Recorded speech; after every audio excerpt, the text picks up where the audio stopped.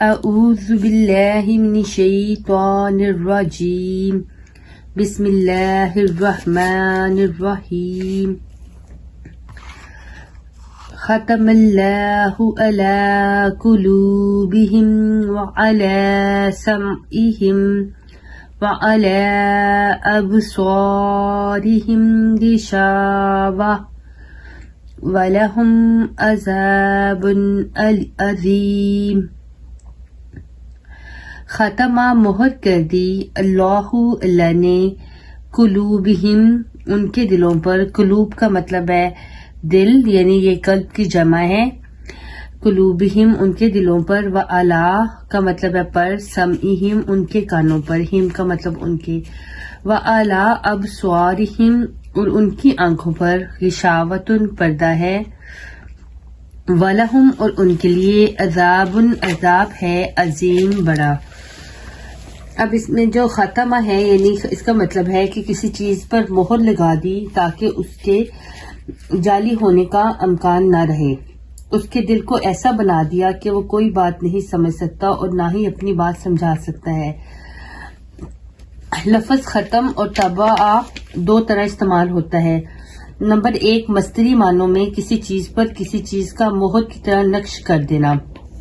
Number 2، اس نقش سے جو اثر حاصل ہوتا ہے یعنی جو مہر لگتی ہے اس پر بھی ختم کا اطلاق پایا جاتا ہے۔ قلوب قلب کی جمع ہے یعنی دل۔ کبھی قلب کا لفظ عقل پر بھی بولا جاتا ہے اور لفظ قلب کے ذریعہ ان کیفیات کو بیان کیا جاتا ہے جیسے روح، علم اور شجاعت وغیرہ۔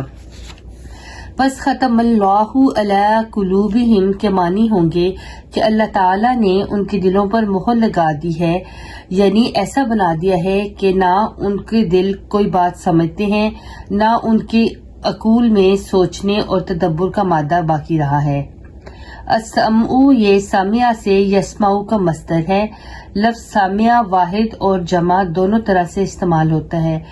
جو آواز کان میں پڑے اس پر بھی سمعہ کا لفظ بولا جاتا ہے۔ اس کی جمع اسماع کہلاتی ہے۔ الابصار یہ جو ہے البصرہ کی جمع ہے یعنی دیکھنے کی حس یعنی کہ آنکھیں۔ غشاوۃ یعنی ہر چیز کو جس کے ساتھ کوئی چیز ڈھانپی جائے۔ العذاب عذاب کے معنی یہ ہیں کہ ہر وہ چیز جو انسان پر شاق گزرے اور حصول مراد سے اسے روک دے۔ اصل بات یہ ہے کہ جیسا کہ قرآن شریف سے ثابت ہے کہ یہ مہر اور پردہ انسان کے اپنے ہی اعمال کا نتیجہ ہے، جیسے طبع اللہ علیہ بکفرہم، یہ ہے سورۃ نساء 22 میں، مطلب رکوع نمبر 22 میں ہے۔ اللہ تعالیٰ نے ان کے کفر کی وجہ سے ان کے دلوں پر مہر لگا دی۔ پھر سورۃ یونس رکوع نمبر 8 میں فرمایا ہے کہ ہم حد سے بڑھنے والوں کے دلوں پر اسی طرح مہر لگایا کرتے ہیں۔ وَلَهُمْ عَذَابٌ عَظِيمٌ میں بڑے عذاب کی خبر دی گئی ہے۔ اس سے صرف بعد الموت کی جہنم کی سزا مراد نہیں بلکہ اس سے زیادہ اس میں خدا تعالیٰ سے دوری کا ذکر بھی ہے۔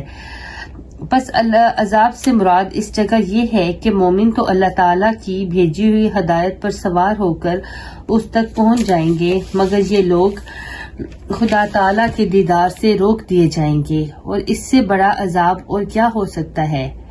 اس کے علاوہ اس میں اس طرف بھی اشارہ ہے کہ جو لوگ دل، کان اور آنکھوں کے استعمال کو ترک کر دیتے ہیں وہ دنیا کے ہر کام میں ذلت اور دکھ پاتے ہیں اور عذاب پہ مبتلا رہتے ہیں۔